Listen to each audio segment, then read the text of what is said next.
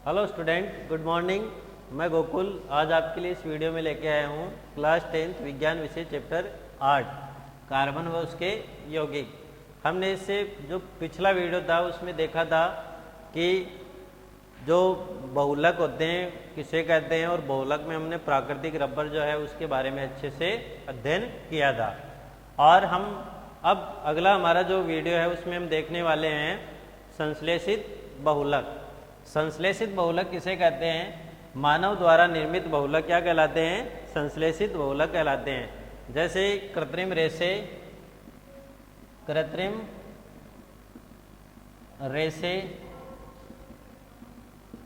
Plastic व संश्लेषित rubber. कृत्रिम रेशे, प्लास्टिक व संश्लेषित रबर। तो अब हम इसमें पहला जो पढ़ेंगे वो पढ़ेंगे कृत्रिम रेशे। कृत्रिम रेशे, इसमें हम 3 प्रकार के कृत्रिम रेशों का अध्ययन करने वाले हैं, जिसमें सबसे पहले हम पढ़ेंगे नायलॉन 66। सेकंड हम पढ़ेंगे टेरिलीन या डेक्रोन, और थर्ड हम पढ़ेंगे रेयॉन। तो इस प्रकार हम जो कृत्रिम रेशे उनमें 3 के बारे में अच्छे से अध्ययन करने वाले हैं। तो सबसे पहले हमारा जो पॉइंट है वो आता है नायलॉन 66।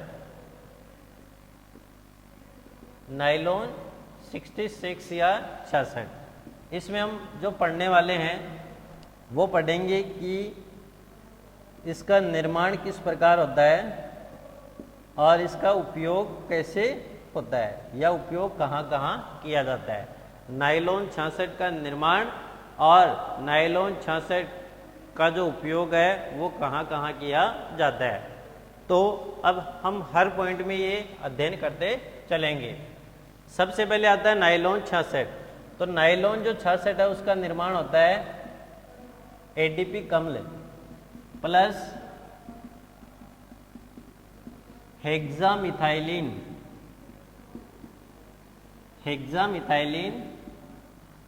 डाइएमीन के संघनन से। एडीपी अम्ल व हेक्सामिथाइलिन डाइएमीन के संघनन से नायलॉन 66 का निर्माण होता है। तो क्या एडीपी अम्ल और हेक्सामिथाइलिन डाइएमीन के संघनन से नायलॉन 66 का निर्माण होता है। अब हमें पता होना चाहिए कि भाई एडीपी अम्ल है उसका सूत्र क्या होता है। तो एडीपी अम्ल जो होता है उसका सूत्र जो होता है COOH CH2 4COOH। ये किसका सूत्र है? एडीपी अम्ल। और हेक्सामिथाइलिन डाइएमीन का सूत्र होता है NH2 CH2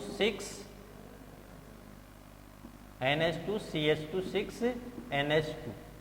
ये होता है हेक्सामिथाइलिन डाइएमीन। जब इसका संघनन करते हैं, क्या करते हैं? संघनन। तो संघनन के दौरान किसका निर्माण होता है? नायलॉन 66। किसका निर्माण होगा? संघनन के दौरान नायलॉन 66 का निर्माण होता है। अब जब इसका निर्माण करते हैं तो ये तो हमने अभी बेसिक सामान्य सूत्र लिखे हैं। अब हम इसमें इनके बारे में इसका निर्माण कैसे होता है उसको अच्छे से देखेंगे। अब ये जो हमारा एडीपी अम्ल है उसको हम ऐसे लिख सकते हैं OH C double bond O CH2 4 C double bond O OH plus H NH CH2 6 NH और H। अब क्या करेंगे? संघनन। और ये हम लेते हैं अनेक का मतलब N, और इधर भी हम क्या लगा लेंगे? N का मतलब है अनेक इकाइयाँ मिलती है तो किसका निर्माण होता है? बहुलक का निर्माण होता है। अब इस स्थिति में देखो यहाँ से क्या निकालेंगे? यहाँ से तो OH निकलता है और यहाँ से H निकलता है। तो हमने यहाँ से OH निकाला तो ये OH भी निकाल देंगे जो अगले से जुड़ेगा। इसी प्रकार इससे H निकल रहा है तो ये H जो अगले जो अणु है उससे जुड़ेगा तो उससे H निकलते जाएंगे और इससे OH जो है वो निकलते चले जाएंगे। तो लास्ट में देखो जो बचता है वो क्या बचता है, C double bond O, CH2 4 C double bond O, उसके बाद में ये बाहर निकल गया, आगे बच गया NH CH2 6 NH, और यहाँ पे क्या लगा देंगे N। तो ये जो हमारी अणु के रूप में जो संरचना बनती है इसको बोलते हैं नाइलॉन 66। नाइलॉन 66। तो ये जो नायलॉन 66 है वो बहुलक है किसका, एडीपी अम्ल और हेक्सामिथाइलिन डाइएमीन के संघनन से नाइलॉन 66 का निर्माण होता है।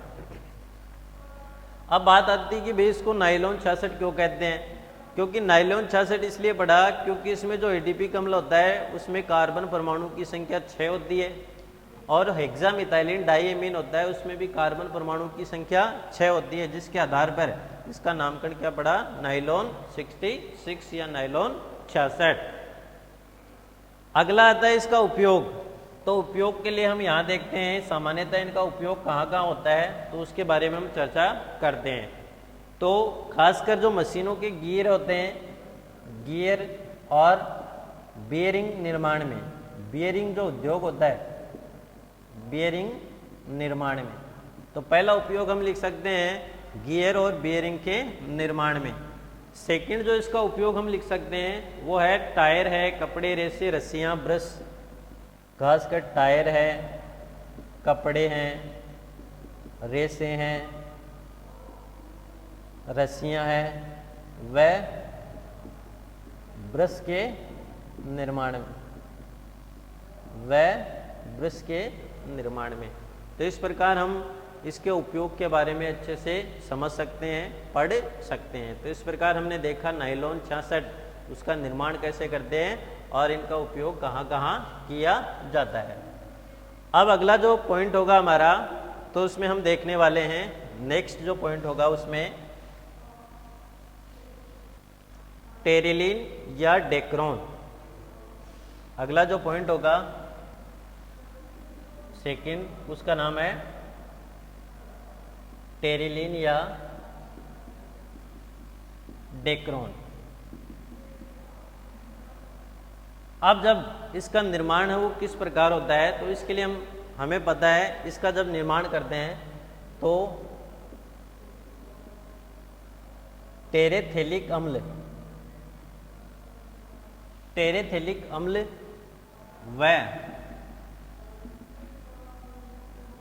एथिलीन ग्लाइकोल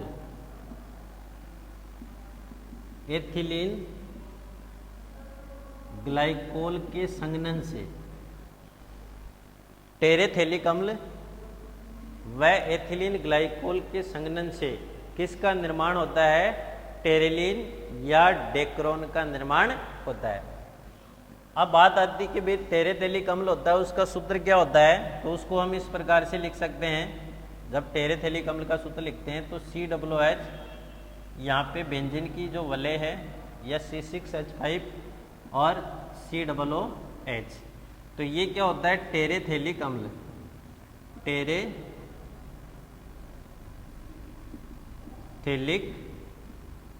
अम्ल प्लस एथिलीन ग्लाइकोल, तो एथिलीन ग्लाइकोल OH CH2OH, इसको हम सामान्यतः ऐसे लिखते हैं CH2OH और CH2OH। ये जो सूत्र होता है वो किसका होता है, एथिलीन ग्लाइकोल। और टेरेथेलिक अम्ल, तो ये क्या है, टेरेथेलिक अम्ल।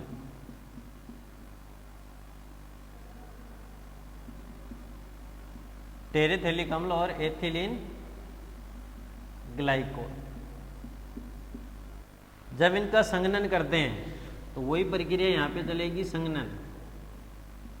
संघनन से क्या बनेगा, टेरिलीन या डेक्रोन, इसका निर्माण होता है। अब देखो ये बनता कैसे है, तो अब इसको बनाने का भी प्रयास करते हैं। सबसे पहले हम लिखते हैं टेरेथेलिक अम्ल। टेरेथेलिक अम्ल है उसको हम ऐसे लिख सकते हैं OH C double bond O, ये benzene C double bond O OH, ये क्या है टेरेथेलिक अम्ल। उसके बाद में अगला है OH N और N का मतलब अनेक इकाइयाँ, CH2 CH2 OH। फिर क्या करते हैं इसका संघनन किया जाता है, और जब संघनन करते हैं तो उससे जल का अणु है वो क्या निकलता है, बाहर निकल जाता है। तो जल का अणु जब बाहर निकालते हैं तो लास्ट में जो बचता है वो क्या बचता है, जैसे यहाँ से क्या निकल जाएगा OH, यहाँ से OH है वो निकल जाता है। और अगर यहाँ से OH निकाले तो यहाँ से भी क्या निकलेगा, OH निकलेगा, और OH तो निकल गया, बच गया क्या H, तो इसको हम ऐसे भी लिख सकते हैं HO लिख सकते हैं। तो यहाँ से जल का अणु बाहर निकाल दिया, इसका मतलब NH2 माइनस NH2। अब N अणु जल के बाहर निकल गए तो लास्ट में जो बचता है वो क्या बचता है, इधर देखना, ये यहाँ से और ये यहाँ से। तो इसको यदि बहुलीकरण के रूप में लिखें तो क्या बनेगा C डबल बॉन्ड O, फिर ये बेंजीन की वलय, उसके बाद में C डबल बॉन्ड O, फिर O CH2 CH2O, H ये है, ये अगले अणु के साथ जुड़ेगा, और ये H है, इससे जो पहला अणु जुड़ा है उससे जुड़ जाएगा। यह हम ऐसे लिख सकते हैं OH और H निकल के जल बन गया। तो लास्ट में ये जो संरचना बनी, ये संरचना किसकी है, टेरिलीन या डेक्रोन, टेरिलीन या डेक्रोन। तो इस प्रकार संघनन के द्वारा किसके, टेरेथेलिक अम्ल और एथिलीन ग्लाइकोल के संघनन से हम टेरिलीन या डेक्रोन का निर्माण प्रयोगशाला में कर सकते हैं। और हमने नायलॉन 66 और जो टेरिलीन या डेक्रोन है उसके निर्माण में जब हमने किया तो जो अतिरिक्त जल के अणु हैं वो क्या होते हैं, बाहर निकलते हैं। तो इस प्रकार हम इसका निर्माण कर सकते हैं। फिर आता है इसका उपयोग। तो इसका उपयोग कहाँ किया जाता है, तो उसके लिए हम देखते हैं इसका उपयोग जैसे कपड़ा है, चुंबकीय टेप, कपड़ों के निर्माण में, उसके बाद में चुंबकीय टेप है, चुंबकीय टेप के निर्माण में, फिल्म बनाने में, फिल्म बनाने में, उसके बाद में फिल्म हम बना सकते हैं। फिर जैसे बेल्ट के निर्माण में, बेल्ट के निर्माण में, और नाव की पाल बनाने में, नाव की पाल बनाने में। तो इस प्रकार यदि उपयोग में हम लिखें तो कपड़ों के निर्माण में इसका उपयोग कर सकते हैं, चुंबकीय टेप के निर्माण में उसका उपयोग कर सकते हैं, फिल्म के निर्माण में, फिल्म जो फोटो जिससे लेते हैं हम फिल्म, उसके निर्माण में, जैसे एक्स-रे फिल्म आती है उसके निर्माण में, बेल्ट के निर्माण में इसका उपयोग होता है, और नाव की पाल के निर्माण में इसका उपयोग जो है वो किया जाता है। फिर अगला जो आता है वो आता है रेयॉन। थर्ड इसमें नायलॉन हमने देख लिया, टेरेलिन हमने देख लिया, और अब इसमें जो थर्ड आता है वो आता है रेयॉन। तो रेयॉन का निर्माण हम किस प्रकार कर सकते हैं, तो थर्ड हम लिखेंगे रेयॉन। रेयॉन जिसको हम सामान्यतः जो कृत्रिम रेशम है उसके नाम से भी जानते हैं, कृत्रिम रेशम के द्वारा भी इसको जाना जाता है या पहचाना जाता है। रेयॉन है उसका निर्माण जब हम करते हैं तो जो कागज होता है, कागज, तो आपको पता है कागज में वृक्षों से बनते हैं, पेड़ों से बनते हैं, तो इसमें जो कार्बोहाइड्रेट होता है वो होता है सेल्यूलोज। कागज या जो सेल्यूलोज है उसको सबसे पहले क्या करते हैं, धोते हैं। किस विलयन में? NaOH। NaOH के विलयन में धोया जाता है।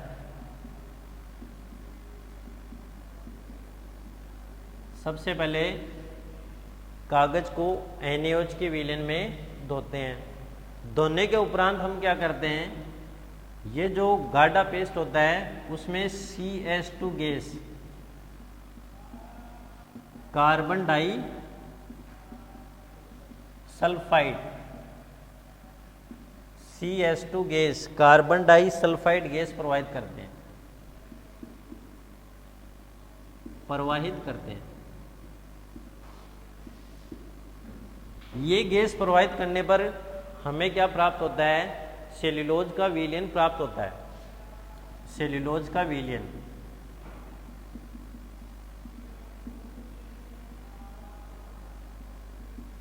और इस सेल्यूलोज के विलयन में या इस सेल्यूलोज के विलयन को महीन छिद्रों में से विलयन तैयार हो गया। फिर इसको महीन छिद्रों में से तनु H2SO4 यानी तनु सल्फ्यूरिक अम्ल के विलयन में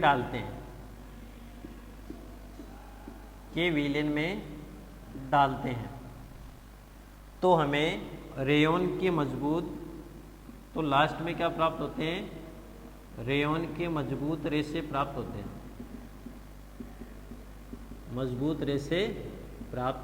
होते हैं, और जिसका हम उपयोग विभिन्न कार्यों में आसानी से कर सकते हैं। और जो रेयॉन के रेशे होते हैं वो एक तो मजबूत होते हैं और एक चमकदार होते हैं, चमकीले होते हैं। और रेयॉन को सामान्यतः कृत्रिम रेशम जो है उसके नाम से भी जाना जाता है। अब आता है इसका उपयोग। इसका उपयोग जो होता है वो सामान्यतः वस्त्रों के निर्माण में किया जाता है, धागों के निर्माण में भी करते हैं, और धागों से जो दरिया बनती है उसके निर्माण में। तो अगला जो पॉइंट होगा वो होगा इसका उपयोग वस्त्रों के निर्माण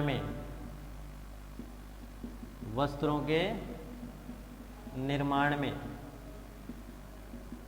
सेकंड है धागों के निर्माण में, और थर्ड हम लिख सकते हैं दरियों के निर्माण में।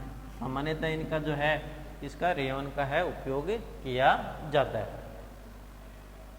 तो हमने जो कृत्रिम रेशे हैं उनके बारे में पढ़ लिया, जिसमें हमने नायलॉन 66 है उसके बारे में पढ़ा, टेरिलिन डेक्रोन के बारे में पढ़ा और रेयॉन के बारे में पढ़ा। अब हम देखते हैं प्लास्टिक। तो जो कृत्रिम रेशों में जो सेकंड पॉइंट आता है प्लास्टिक।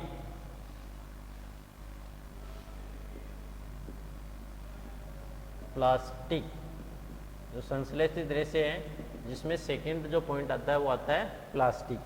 अब हमें पता है कि प्लास्टिक जो है वो विभिन्न प्रकार की होती है और हमारे डेली लाइफ में उसका उपयोग काफ़ी ज़्यादा वर्तमान में होता है।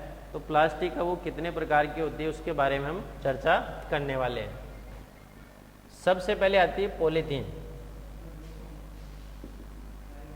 पॉलीथीन जो प्लास्टिक है उसका निर्माण कैसे करते हैं, तो उसके लिए हमें पता है कि जब पॉलीथीन का निर्माण करते हैं तो एथीन के अणु उच्च ताप व उच्च दाब पर, जब एथीन के अणुओं को उच्च ताप व उच्च दाब पर उत्प्रेरक की उपस्थिति में बहुलकीकरण करते हैं, बहुलकीकरण करते हैं तो पॉलीथीन का निर्माण होता है।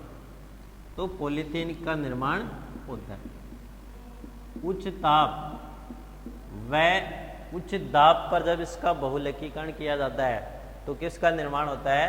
पॉलीथीन का निर्माण होता है। और इसमें हम क्या डालते हैं? उत्प्रेरक। उत्प्रेरक क्या करते हैं? ये जो अभिक्रिया है उसके वेग को बढ़ा देते हैं, और बढ़ा देंगे तो एथीन की जो इकाइयां हैं वो क्या होंगी? धीरे धीरे पॉलीथीन का निर्माण करती चली जाती हैं। अब इसका निर्माण कैसे होता है तो उसके बारे में हम देखते हैं।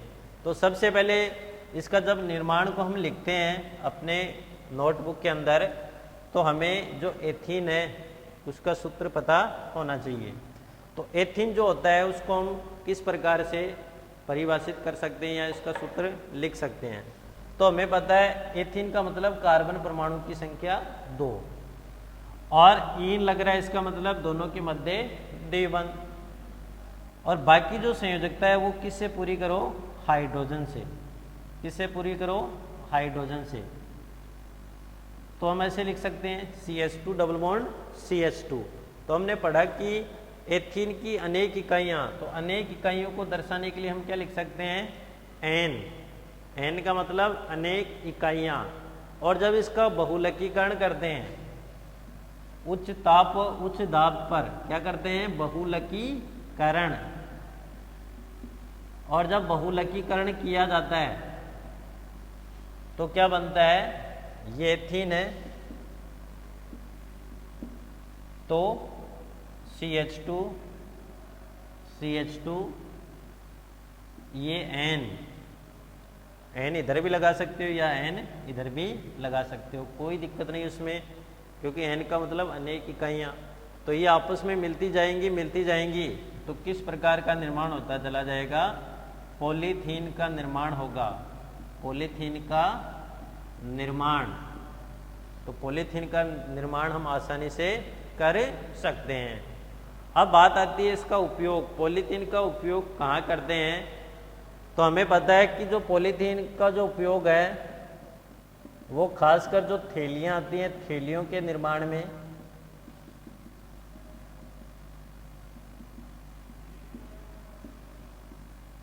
सांचे में ढली वस्तुओं के निर्माण में,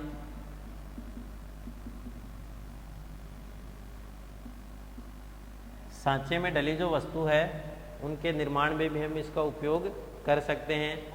और फिर जैसे पाइप है, सामान्यतः पाइप आते हैं, पाइप, ट्यूब आदि के निर्माण में, पाइप, ट्यूब आदि के निर्माण में।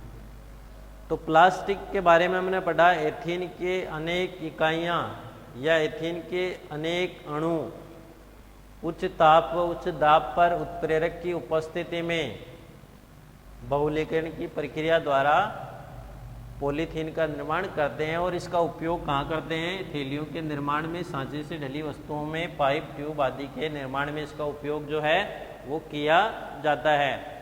अगला आता है पॉलीवाइलिन क्लोराइड।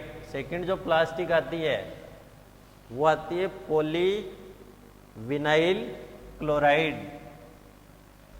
और जो सेकंड प्लास्टिक है वो आती है पॉलीविनाइल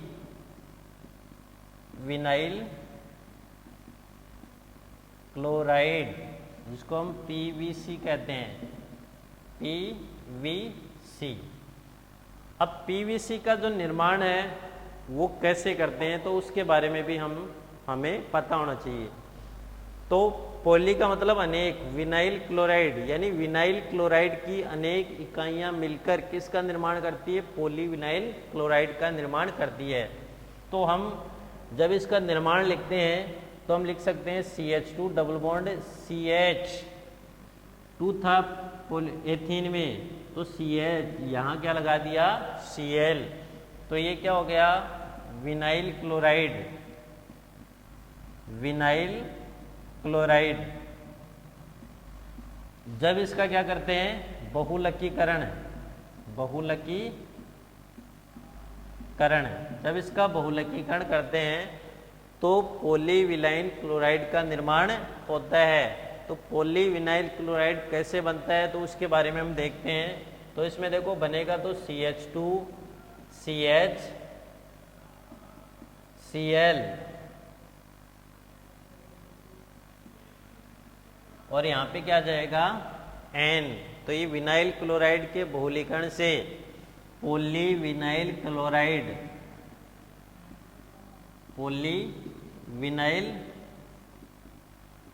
क्लोराइड या PVC का निर्माण होता है। पॉलीविनाइल क्लोराइड या PVC का निर्माण होता है। अब बात आती है इसका उपयोग कहाँ किया जाता है। तो जो PVC है इसका सामान्यतः जो हम उपयोग करते हैं, जैसे खासकर जो पाइप आते हैं, पानी के पाइप, बिजली के पाइप, उसके बाद में जैसे जूते हैं, चप्पल है आदि के निर्माण में इसका उपयोग कर सकते हैं। फिर जैसे थैले भी हैं, थैलों का निर्माण भी होता है। फिर जैसे बरसाती कोट है, बरसाती कोट। फिर जैसे बच्चों के खिलौने आदि के निर्माण में इनका जो है उपयोग कर लिया जाता है। उसके बाद में इसका जैसे एक और उपयोग है फोनोग्राम के रिकॉर्ड के निर्माण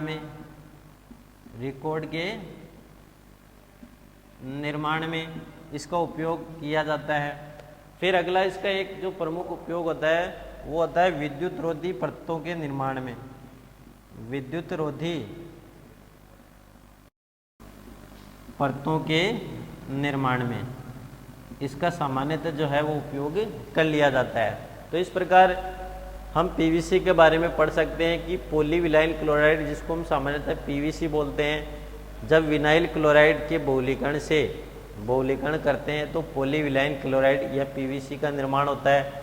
फिर आता है इनका उपयोग जो आता है वो पाइप है, जूते हैं, चप्पल, थैले और जो बरसाती कोट आते हैं या फिर बच्चों के जो खिलौने होते हैं।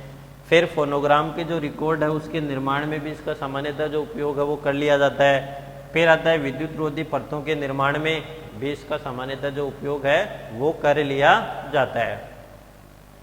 फिर अगला हम देखेंगे पॉलीएक्रिलोनाइट्राइल। जो थर्ड इसमें आएगा उसका नाम है पॉलीएक्रिलोनाइट्राइल, या इसको आर्लोन भी कहते हैं, पॉलीएक्रिलोनाइट्राइल। थर्ड जो आता है उसका नाम है पॉलीएक्रिलोनाइट्राइल। पॉली या इसको हम PAN भी कह सकते हैं, या विनाइल साइनाइड भी इसको नाम बोलते हैं। पॉली विनाइल साइनाइड, या हम इसको आर्लोन भी कह सकते हैं। और परीक्षा में पूछा जाता है PAN का पूरा नाम। तो इसे कई तरह के नामों से जान सकते हैं। पॉलीएक्रिलोनाइट्राइल है वो भी हम बोल सकते हैं। उसके बाद में पॉलीविनाइल साइनाइड है वो कह सकते हैं। आर्लोन है, आर्लोन भी इसको हम बोल सकते हैं। और PAN पॉलीएक्रिलोनाइट्राइल इसका पूरा नाम जो है परीक्षा में पूछा जाता है। अब आता है इसका निर्माण कैसे करते हैं। तो जब निर्माण करते हैं तो एक्रिलोनाइट्राइल या विनाइल साइनाइड का वही बहुलीकरण करते हैं तो आर्लोन या पॉलीविनाइल क्लोराइड का निर्माण होता है। तो हम क्या लिख सकते हैं, विनाइल साइनाइड का क्या करते हैं, बहुलकीकरण। तो क्या बनता है, पॉलीविनाइल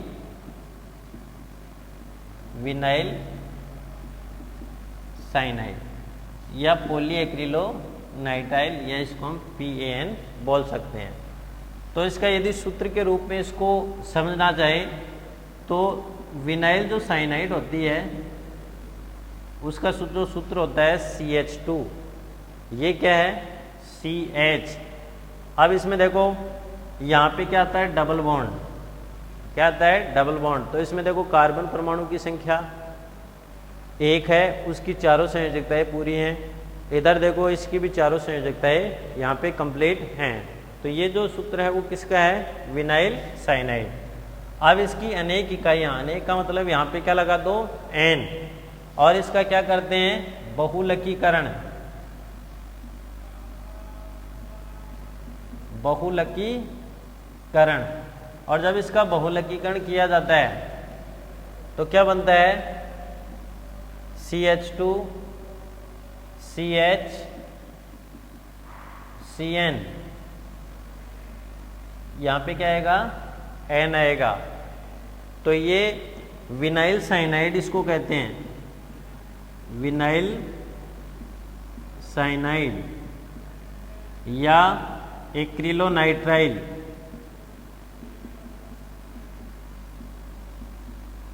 एक्रिलोनाइट्राइल।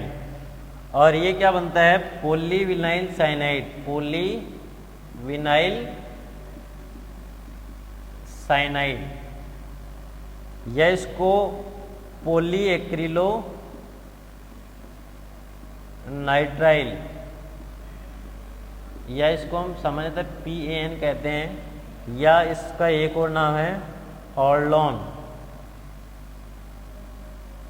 और लोन। तो इस प्रकार हम विनाइल साइनाइड के बहुलीकरण से पॉलीविनाइल साइनाइड का निर्माण कर सकते हैं। अब आता है इसका उपयोग। तो उपयोग में जैसे स्वेटर है, स्वेटर उपयोग स्वेटर के निर्माण में।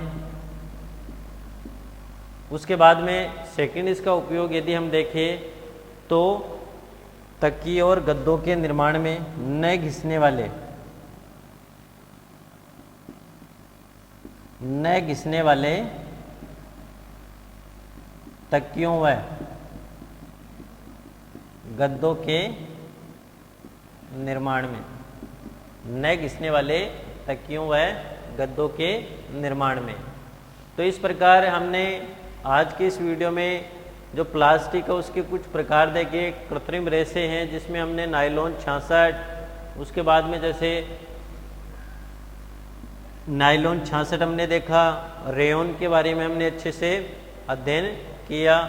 उसके बाद में प्लास्टिक में हमने कुछ के बारे में, जैसे पॉलीथीन है, पॉलीथीन। सेकंड में हमने देखा PVC पॉलीविनाइल क्लोराइड।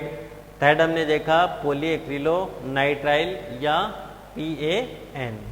और अगले वीडियो में हम देखेंगे कि प्लास्टिक के 1-2 प्रकार और हैं, उसके बारे में अध्ययन करेंगे। और संश्लेषित रबड़ है, उनका निर्माण किस प्रकार कर लिया जाता है उसके बारे में हम पढ़ने वाले हैं।